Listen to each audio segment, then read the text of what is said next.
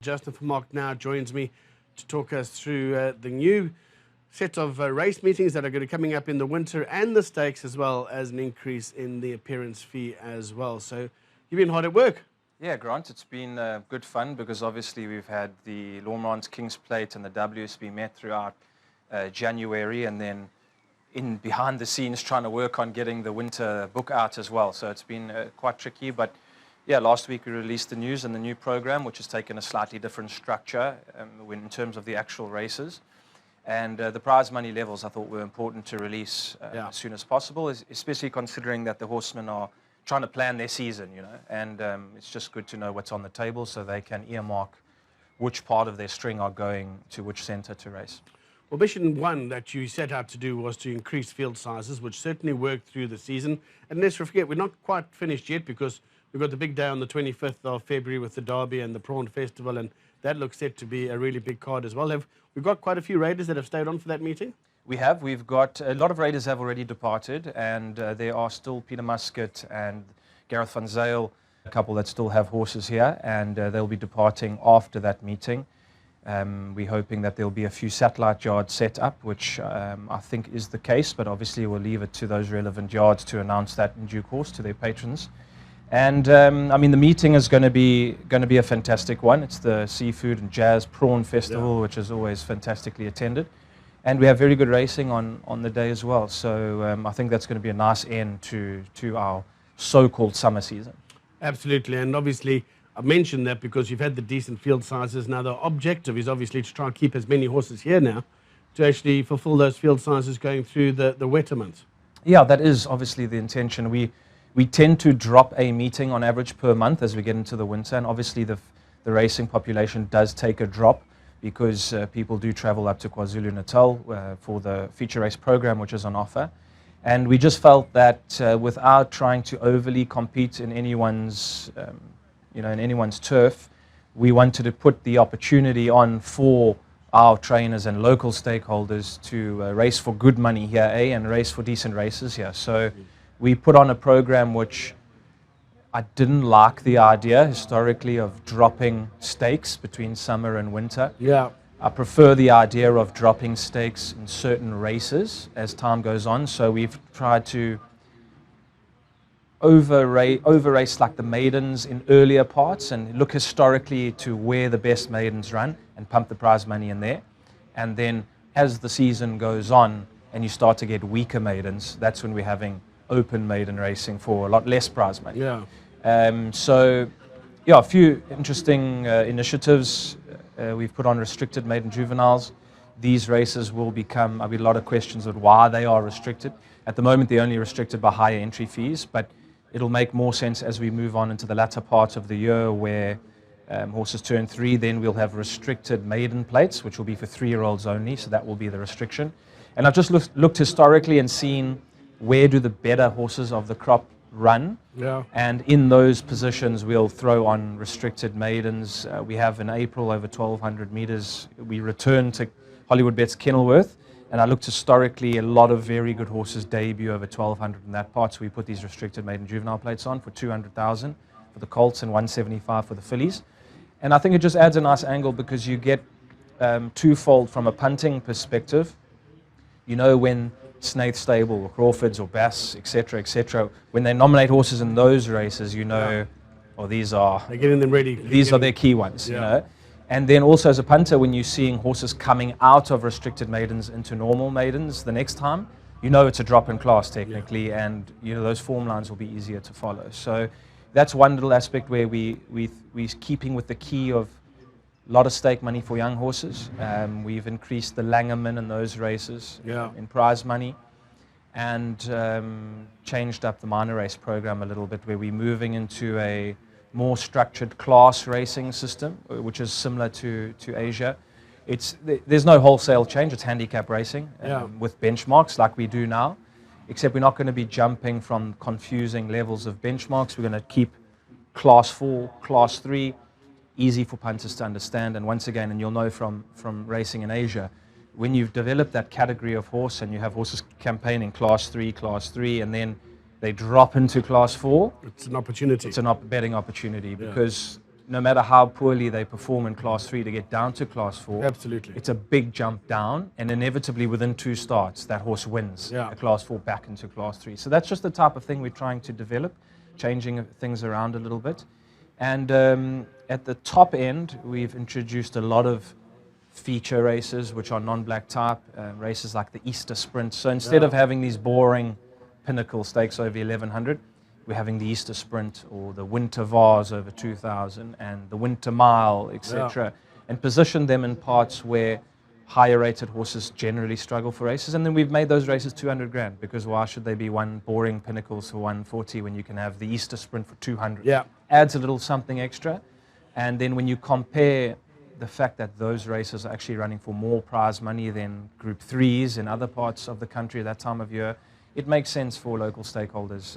It gives them an added angle, at least, to keep their horses here. Or they can actually have, well, it's a double positive really, because if some of the really smart horses do leave to go compete in KZ, and it gives the opportunity here for some of the smaller trainers, maybe those horses that were just 2 or 3 lengths off them, they've now got opportunities to race for decent stakes. Absolutely, and it also gives, it's the first year where now the Winter Series has been open to older horses.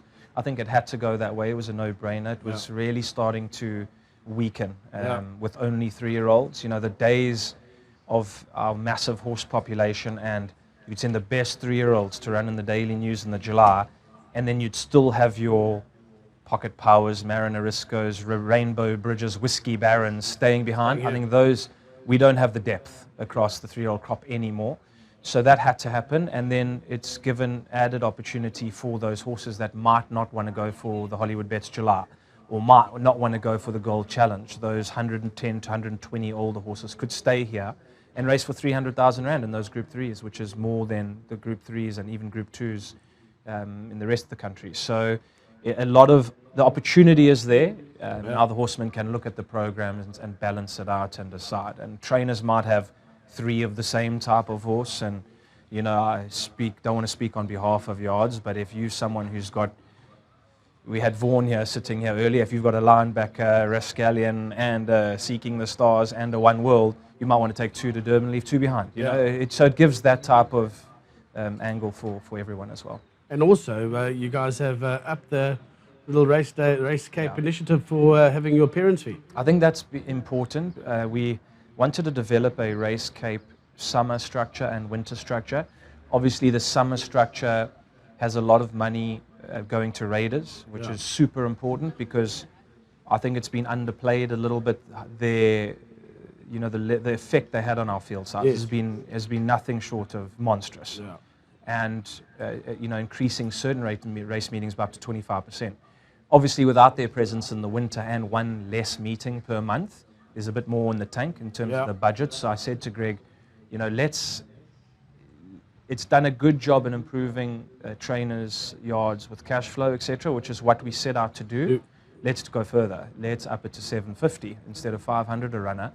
And because we're having less of those big days, let's remove the 10-runner limit to the big yards. And I hope that it will have an effect on increasing the field sizes where it can. And then obviously the owner portion has gone up a little bit as well. So it's always been important in the back of my mind, being an owner, that's where I come from, is that if you can have a horse who runs, say, 3rd, he runs twice in 2 months and he runs a 3rd, you've got 2 Race Capes and a 3rd check, that goes to like covering 80% of your costs. Yeah. As an owner, if you can't complain with that. Absolutely. Whereas beforehand it was a 3rd didn't cover 2 weeks of training fees. So I think we're getting more towards balancing the economics of ownership, and as the population sets in, we'll hopefully address the population problem we have. Because make no mistake, Grant, we're still short on population. Yeah. The Race Cape Raiders papered over the cracks in a way, and we're sort of seeing now in February that the field sizes are dropping again, which naturally will happen after big meetings in January. But we have a big population issue, which we are tending to growing. I think it's a long-term thing. Yeah. This time last year, we had 350 juveniles. Now we've got 450. So once those horses get into the system, that will start to address our horse population issues. And we've seen with the juvenile fields being rather large. Well, just looking today, in Yeah. 3 maiden juvenile fields. Well, we had to split the colts race because there were 26 or something acceptors or whatever it was. And we got another colts race on Sunday of 1,000. So we got essentially 3 juvenile colts races in 5 days. Yeah. And then the trick is to try and get as many of those horses into the system as winners, so that later on we've got horses in the handicaps and not stuck in the maidens and Yeah. that bottleneck which historically we've had. So hopefully that works. We've got the TBA yearling sale coming up here at the end of the month as well. And obviously with all these incentives and the announcements, it's going to be very encouraging for a Cape Town owner to get involved there and actually keep the horse here in this province.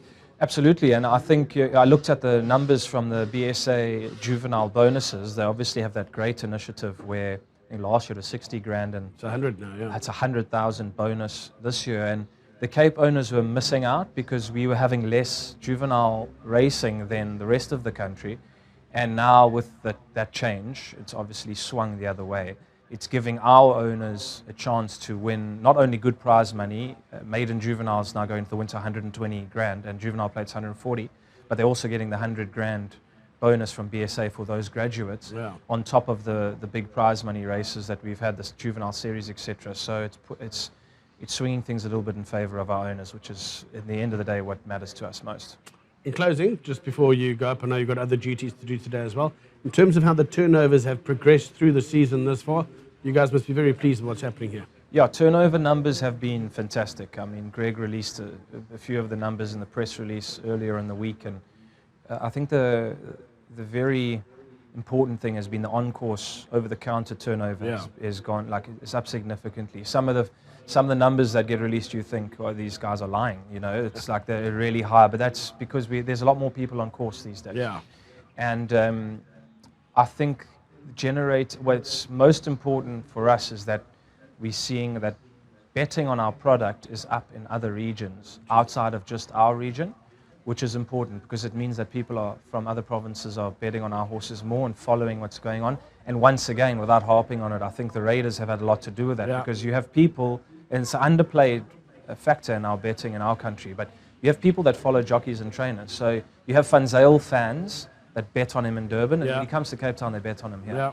You have striker fans who love Keegan de Miller, Richard Free. And when they ride here, you know, and you've seen it with the Hong Kong Jockey Club when they lost Joe Moreira to Japan, it became high-level priority to get him back to Hong Kong because turnover took a dive and it definitely is up when Joe Moreira's on hot pot favourites. You know, No, so absolutely. yeah, all those small little things, but we're learning a lot as we go and improving the product, and hopefully it'll be our first winter. So let's see how that goes, and we'll have obviously make some tweaks for next year as well. Fantastic. Justin, all the best. We certainly think that these initiatives are paying dividends. We can see that in the results, and I think everybody in Cape Racing is really excited moving forward. Thank you very much.